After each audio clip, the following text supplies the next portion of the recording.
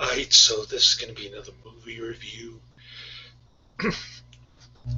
This one's called Poultrygeist, Night of the Chicken Dead. This is going to be another Don White recommendation. As I mentioned in the last video, I was scared to watch this. I'm not a fan of Traumaville, trauma entertainment, whatever you want to call them. But this movie really exceeded my expectations at how poorly it was done. It seemed like it was written by a sixth grader, and I found it personally offensive the way it mocks the native person as some sort of hopeless drunk alcoholic stumbling around and throwing up and stuff like that. Especially considering that my dream girl is native Audra Hando, one of my YouTube fans, I guess you'd call her. That's about the long end and the short end of it. I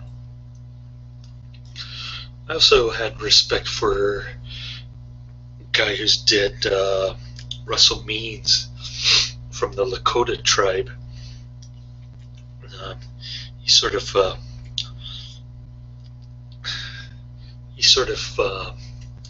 highlighted the plight of Leonard Peltier. Also, just the corrupt and inept Bureau of Land Management, along with the Department of Interior. So if they had made a meaningful movie about Native people, they would have focused on those issues instead of mocking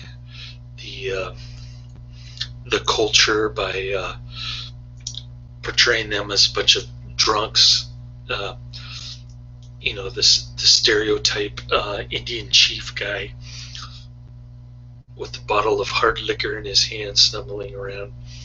That's what this movie's about. I found it offensive and I didn't think it was funny.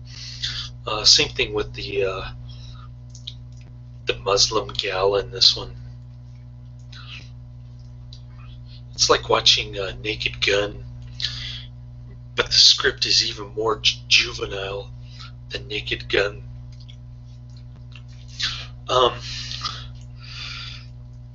Yeah, so I hated this flick. I gave it 1 out of 5 stars. It's the only Don White flick that I really, really hated.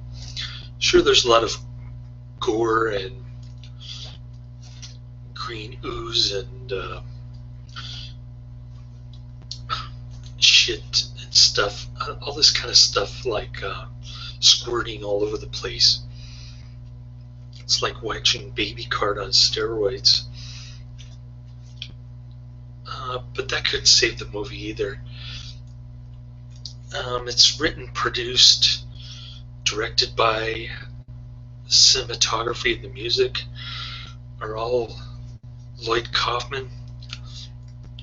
The Dwarves do a couple tunes in between, but other than that, the music pretty much sucks.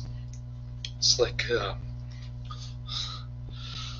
listening to, I don't know, the first show of American Idol. I don't know. It's just really bad singing and horrible music. I saw the Dwarves at OK Hotel in Seattle around 1991, somewhere around there. Summer of 91, I think, before the earthquake struck down the OK Hotel. So I actually saw them play live. I used to like them. I'm not a big fan anymore of the Dwarves, but at least it sounds better than the rest of the soundtrack.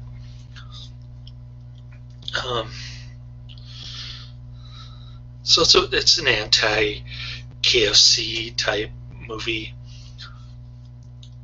only they call it American chicken bunker, not Kentucky Fried Chicken. But the general guy looks like Colonel Sanders. He dresses like him, talks like him. There are a bunch of lesbian protesters outside, and there's this guy, the main character.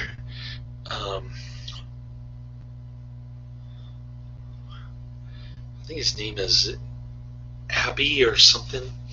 They name all the characters after fast food joints.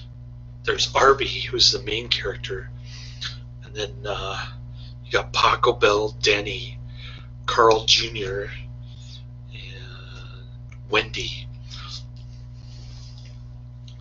So they're clearly anti-corporate, anti-franchise, anti-fast food on this one. And they even go so far as to make it seem like a PETA movie type thing. You know, animal rights. It's like the opposite of Troll 2, I guess. Troll 2 was anti-vegan or anti-vegetarian. This one is anti-chicken meat or meat in general. So there are these lesbian protesters outside. One of them has a hairy armpit for like 5 seconds and then it just magically disappears. I guess she shaved it off during the protest. It looks fake anyway. It looks like a rug or something that they just glued onto her armpit.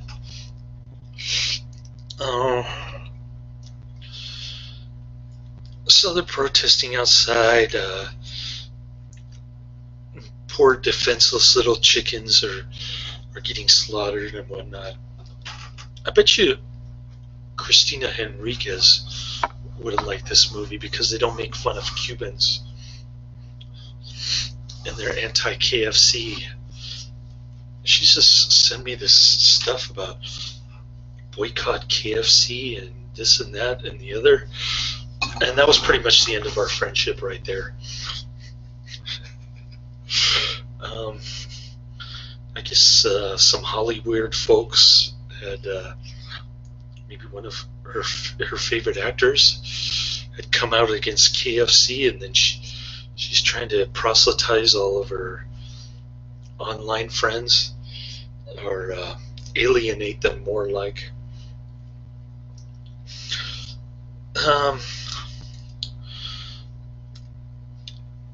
So I don't know if she's seen this movie or if she's still alive, but she probably would have enjoyed this flick since it's so blatantly racist jokes and stupid political jokes, anti-Christian stuff. It's just tries to offend everybody. And Lloyd Kaufman even talks about in the prelogue before the movie and starts. Lloyd Kaufman always does his comedy skit, but it's not funny. He says that he's at the premiere of his Poultrygeist movie. Took him 6 years to make, and he says he had to use his wife's savings, or his and his wife's retirement money to make this movie. I found that a little bit hard to believe, but even more unbelievable is when he says, even before the movie shows on the big screen, he says that the efficient Chinese are making pirated copies of the DVD.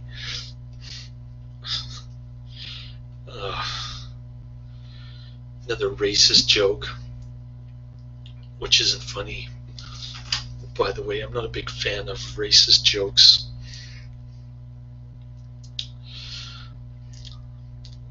So Tromaville has this American chicken bunker franchise.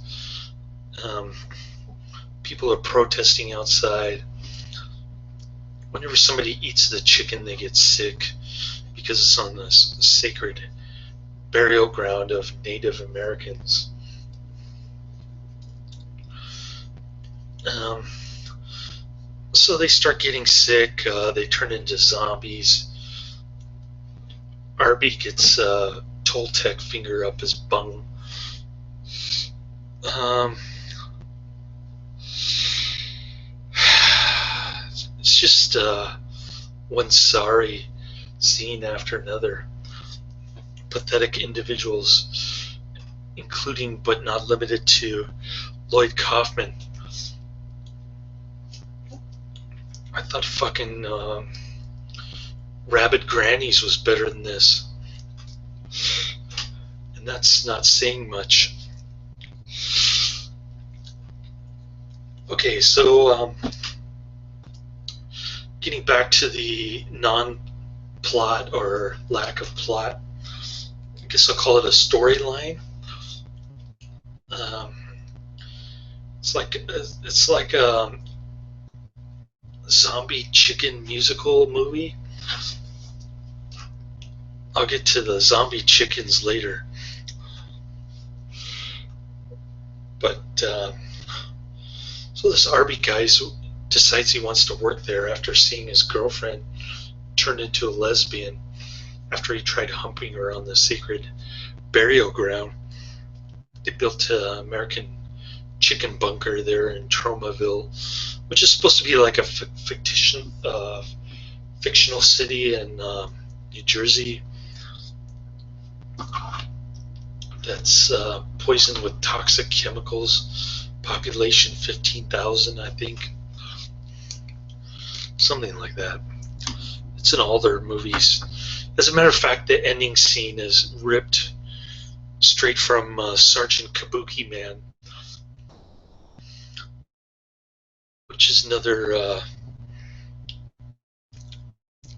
racist movie against Japanese people that I haven't seen, thank God.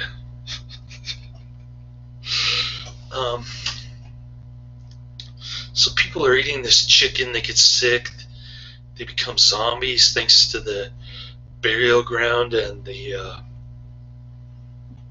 I don't know, the green bubbles that are coming out of the chicken. It looks like KFC chicken, actually. They probably just went to KFC to get the props for this movie. So the general shows up in his Colonel Sanders outfit. Apparently he joined the KKK at the age of 6 or something. Anybody associated with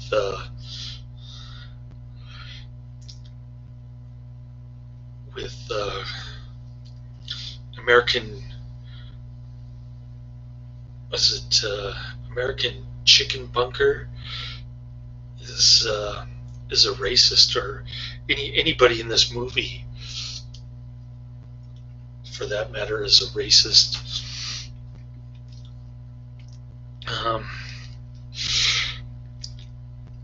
And you could say that it's only they only make fun of one person. They're not making fun of an entire race or ethnicity or culture. But it's just a stereotype that bothered me. I don't know. I thought it was in bad taste. And a lot of the stupid politically correct jokes about Mel Gibson and Dick Cheney's daughter were lame.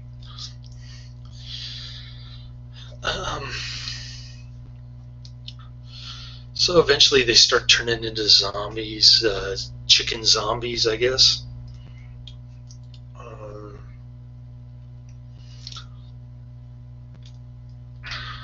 And that's pretty much the movie. I mean, there's not much going on other than lame-ass music, stupid racist jokes, and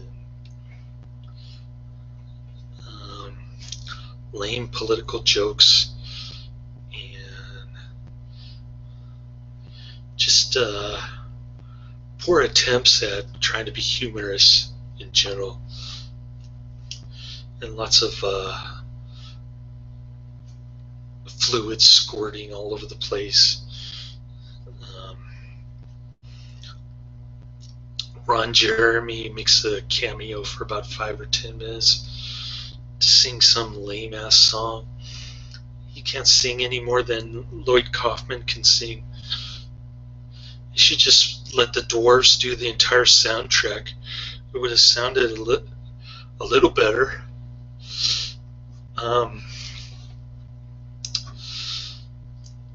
So I was kind of hesitant to watch this in the first place, but Don White recommended it. It seemed like Don White's list of recommended films kind of, as you go down the list, the quality of the films keep getting poorer and poorer. And it started out with a handful of great films, and then now I'm down to Poultrygeist. I still have Jesus Christ Vampire Hunter, and I've got Robo Geisha and Tokyo Gore Police. I think those are the 3 that I have right now.